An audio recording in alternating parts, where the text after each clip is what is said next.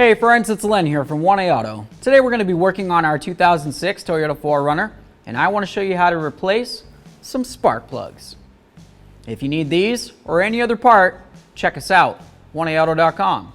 Thanks. Okay friends, so now that we've got the hood up, and take a look at this cover, this has to come off.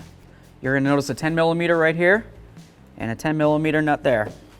You can use a ratchet, you can use your electric device, whatever you've got. Just remove the nut. Looks like that. Nothing too special. Do this one. Same as the first. We'll set it aside. You grab your cover, lift it straight up like this, and then you're going to draw it towards you. You're going to notice you got a little hooky-do there and there. And those just kind of sit right on this rubber and that rubber. All right, so next, let's pop these little clips right here. We're going to take our air filter box, set it aside. If you haven't checked your air filter, now's the perfect time. Just lift it up, take a peek. Looks pretty good. We'll set it back in. So now we have a fairly clear view of our coils and everything. Now, I'll set this way. You got coils here, 1, 2, 3, coming down the line here, right? And then of course on the other side of the engine, you're going to be looking at the same thing, an exception of just, the upper intake part's going to kind of be blocking some of it. Might be a little harder to see, but it's definitely doable. So, as we look at this, I'm just going to show you how to get off one of these coils real quick. You can squeeze this little tab right where my thumb is, and you can see the lock lifting up. Give your harness a little wiggle. If it doesn't want to break free, just grab my pocket screwdriver here.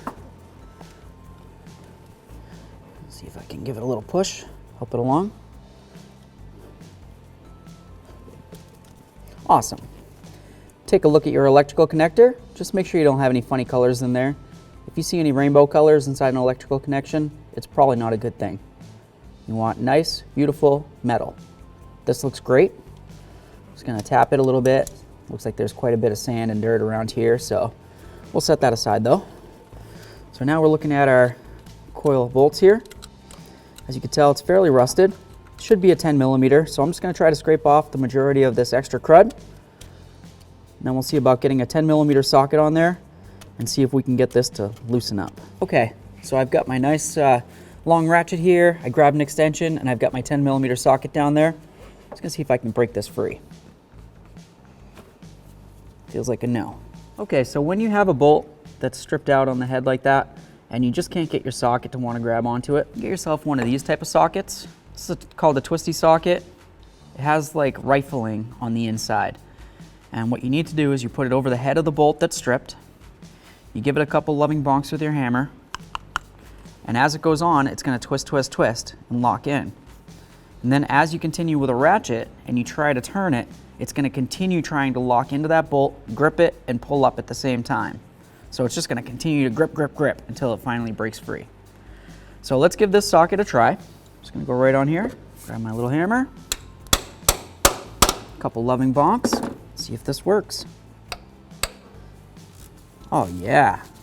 So this socket works great for getting the bolts out. Something you gotta think about is getting the bolt back in. Generally speaking, what you would wanna do is replace it, obviously. I mean, if the head's no good to the point that you can't get it out, more than likely you just need to replace it, because how are you gonna tighten it up? So we'll just set this aside. Got our coil here. Give it a little twist. Lift it straight up. This boot should come with it. And here's your coil. Okay, so now that we have our coil out, we want to make sure that the tube's nice and clear. I'm just gonna spray a little compressed air inside there. You can see debris coming out. Last thing you want is anything getting down inside your cylinder because you didn't clean that out. Use my spark plug socket. Slide it right down in here. And I just want to show you why I said spark plug socket and not just a regular 5/8 socket. If you look down deep inside there, you're going to notice that there's a little rubber, little rubber piton inside there, I guess we'll say. And that just holds on to the tip of the spark plug and keeps the socket from wobbling around and potentially cracking the ceramic of the spark plug. If you use just a regular plain old 5/8 socket, you're not going to have anything holding that socket still, and you might crack your spark plug. which might not be a big deal if you're just taking out the old spark plug, but when it comes time to put in a brand new one, You're going to want to make sure you have something good on there, and you don't want to ruin a brand new spark plug. Put that in there with our extension. I've got my 3/8 ratchet. Okay. So here's our spark plug. So if you look at the tip of your spark plug, or the inside end of it, I guess, because I would say that the outer portion's the tip. But anyway, the inner portion, you can see that it's worn at an angle. The spark plug's definitely worn, and it needs to be replaced. All right. Generally speaking, it should be nice and flat going across the top. If it was a platinum, you'd see like flat across the top and then a little itty bitty tip coming up. If it was a double platinum, you'd have a tip coming up from the bottom there, and then of course one coming from this electrode area there. But that's what that looks like. Okay, so I just want to show you on your spark plug real quick. The original one we took out of here, the gap is definitely, it's very bad. The gap on the spark plugs is supposed to be 0.043. So we've got a little spark plug gapper here, and that just pretty much tells you what size you're dealing with. The closest one that I can get up to is a 0.044. So this technically should be a little bit bigger than the gap that the vehicle requires.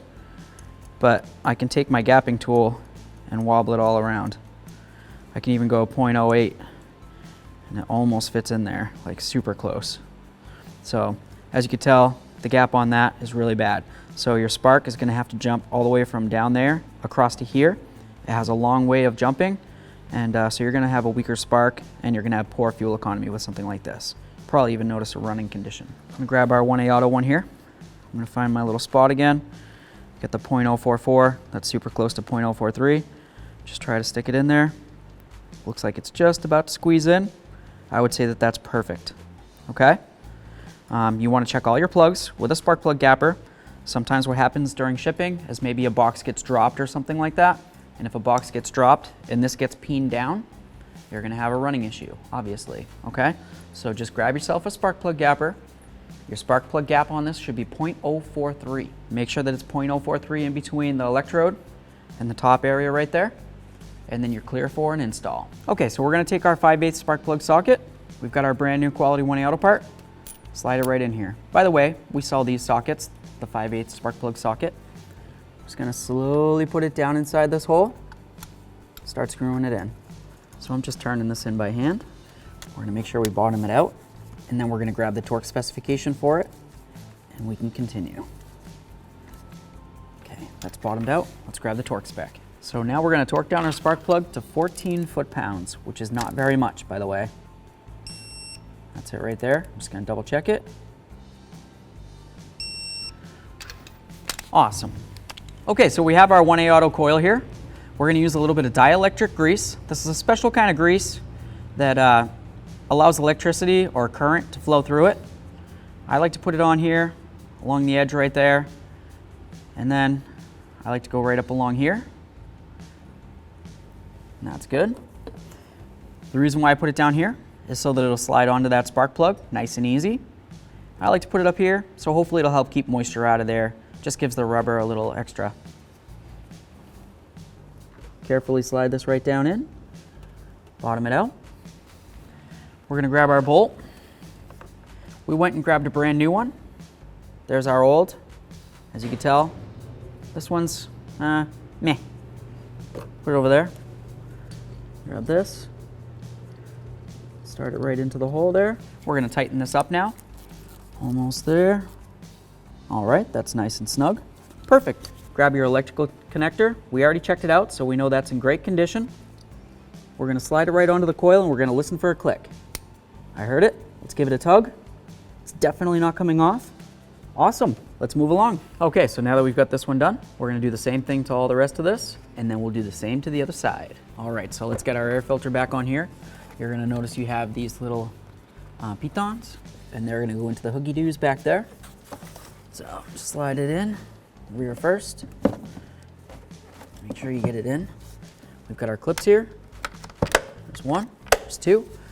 Give this a shake and a pull. Obviously this side's latched in, but a lot of times what happens is you could miss on the rear, and even though this is latched in, I'll show you what can happen. You think you have it latched in. Oh yeah, this is great. Awesome, right? You're gonna have a lot of dirty air getting sucked into there. So let's avoid that. Make sure you got it on. Awesome. We're gonna go over the other side of the engine. When you come on this side, you're gonna notice it's kind of like a little bit more of a jumbled mess, and you might notice a couple things in your way as you're trying to do this stuff. So you've got one coil down here, right, with your bolt. You've got the center coil right there. And then you've got another one all the way back over here. Okay, you can see my thing, it's right there. More than likely what you're gonna have to do is take off this bolt right here, and then the lower one down there, and get this right out of the way, okay? It's just a metal bar, it's easy peasy. You've got a little clamp right here, you just squeeze it with your fingers, and that hose is gonna be able to move right out of the way, and you'll be able to get all these coils right out of here, easy peasy, just like the other side. And then of course you can get to your spark plugs if needed. So we've got our little hooky-doos on the cover here, and then the rubber's right there as I showed you before. I just go just like this so I can see, slide them on there. We're gonna bring this down nice and easy. We're gonna line up the studs with the holes. Perfect. We've got our two nuts, they're both the same. We'll snug these up.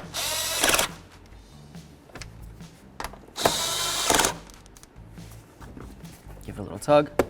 That feels good. Make sure you have all your tools and parts out from underneath the hood. And down the road you go. Thanks for watching. Visit 1AAuto.com for quality auto parts shipped to your door, the place for DIY auto repair. And if you enjoyed this video, please click the subscribe button.